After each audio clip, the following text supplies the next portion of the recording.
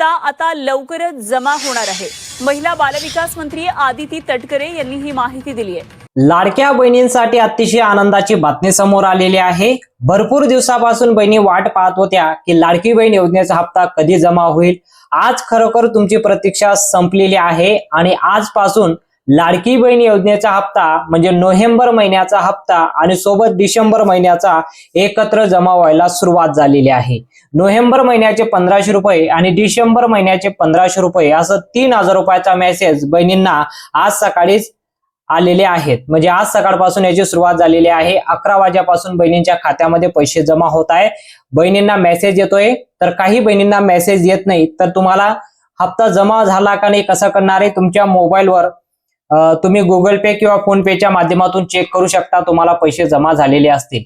आजपासून याची सुरुवात झालेली आहे। आज 12 जिल्ह्यांमध्ये पैसे जमा झालेले आहे आणि आज खरोखर पैसे जमा झालेले आहे। भरपूर दिवसापासून तुम्ही आर्टिकल पाहत असाल, व्हिडिओ पाहत असाल की हप्ता जमा झाला, पण अखेरकार आज पूर्ण निर्णय झालेला आहे आणि आज खरोखर लाडक्या बहिणींच्या खात्यामध्ये पैसे जमा झालेले आहे। पुढील 2 ते 3 दिवसांमध्ये पूर्ण 36 जिल्ह्यांमध्ये पैसे वाटप होतील, पण आज या 12 जिल्ह्यांपैकी जर तुम्ही राहत असाल तर तुमच्या खात्यामध्ये नक्कीच पैसे जमा झालेले असतील। तर तुम्हाला त्या 12 जिल्ह्यांची नावं वाचून दाखवतो। तुम्ही जर या जिल्ह्यांपैकी राहत असाल तर तुम्हाला देखील हप्ता जमा झालेला असेल। तर बघा, आदित्यताई तटकरे मॅडम यांनी ट्विट करून ही घोषणा दिली होती। सकाळीच त्यांचा 8 वाजेला ट्विट आलेला आहे आणि 11 वाजेपासून जसे बँक वगैरे सुरू झालं त्याच वेळेस लाडक्या बहिणींना पैसे जमा व्हायला सुरुवात झालेली आहे। 2,40,00,000 लाडक्या बहिणींपैकी आता जवळपास 1 कोटी लाडक्या बहिणींच्या खात्यामध्ये पैसे जमा झालेले आहेत। तर आतापर्यंत 12 जिल्ह्यांची यादी आलेली आहे। लवकरच पुढच्या 12 जिल्ह्यांची यादी येणार आहे, ती यादी सुद्धा मी तुम्हाला वाचून दाखवतो। पण आज कोणकोणत्या 12 जिल्ह्यांमध्ये पैसे जमा झालेले आहे ती माहिती पाहणे अतिशय महत्त्वाचं आहे।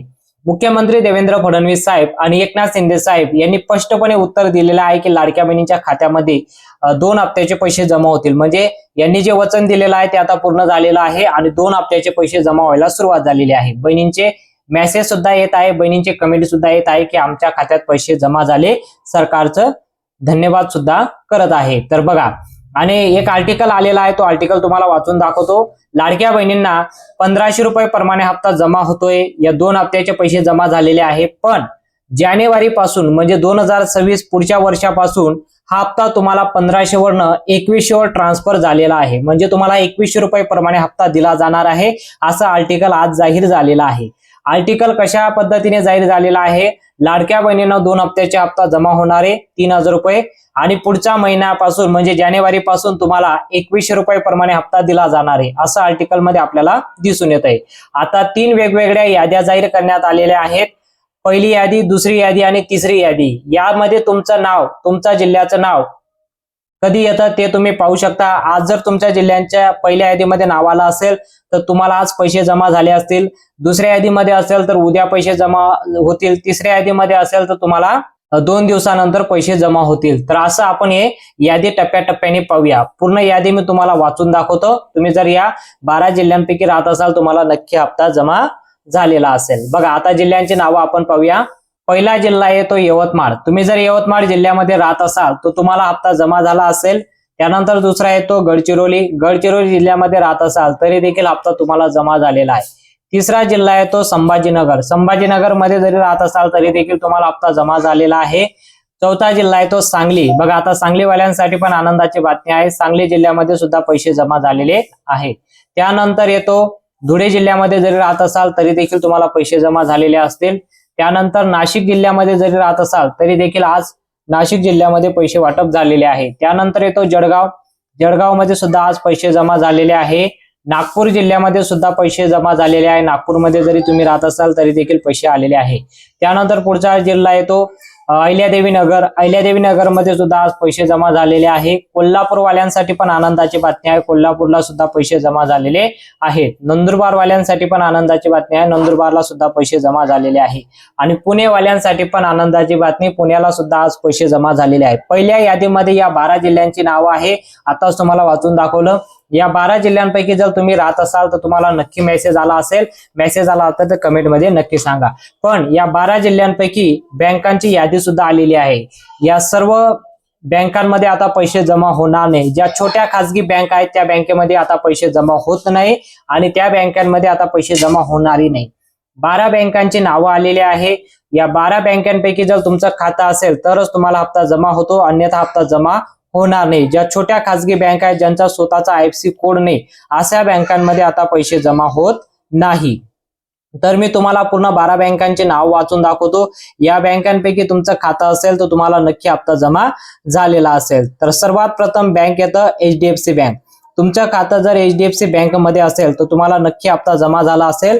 आणि त्यानंतर दुसरं बँक येतं state bank of India. State bank of India मध्ये खातं असेल तर हप्ता जमा झाला असेल. त्यानंतर बँक ऑफ बडोदा मध्ये खातं असेल, त्यानंतर कॅनडा बँक असेल, union bank, bank of India, India bank, central bank of India, त्यानंतर Indian overseas bank, UCO bank, Maharashtra bank असे या 12 बँकांची नावं आलेली आहे. या 12 बँकांपैकी जर तुमचं खातं असेल नक्कीच तुम्हाला हप्ता जमा झाला असेल. हप्ता जर जमा झाला असेल तर कमेंटमध्ये नक्की सांगा 2 हप्त्याचे पैसे तुमच्या खात्यामध्ये जमा झाला असं तुम्ही कमेंटमध्ये नक्की सांगू शकता. आता आपण साहेबांनी काय म्हटलंय ती माहिती सुद्धा आपण पाहूया. आता साहेबांचे बातमी आलेली आहे आणि साहेबांचा व्हिडिओ सुद्धा आलेला आहे. तो व्हिडिओ सुद्धा आपण पाहूया. काय म्हणाले साहेब?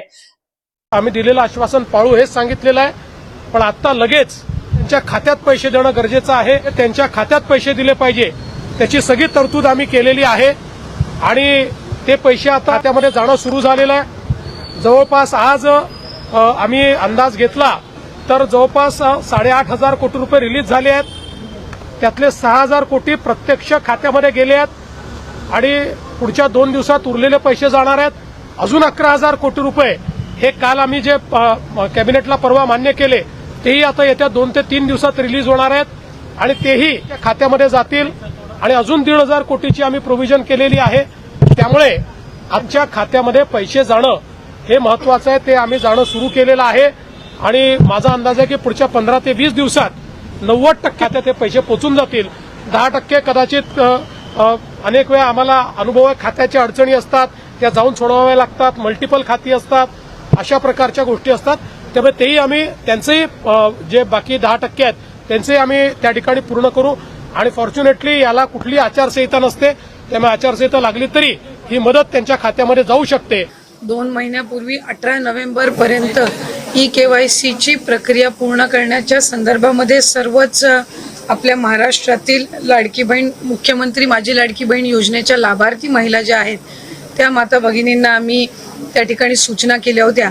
त्यानुसार जवळपास 1,20,00,000पेक्षा अधिक महिलांची KYC ची प्रक्रिया 100% पूर्ण झालेली आहे आणि 50 लाखापेक्षा अधिक अशा महिला आहेत ज्यांची साधारणपणे 60-70% ही जी प्रक्रिया आहे ती त्या ठिकाणी पूर्ण झालेली आहे. मधल्या कालावधीमध्ये अतिवृष्टी असेल, पूर परिस्थिती असेल, अवकाळी पाऊस असेल,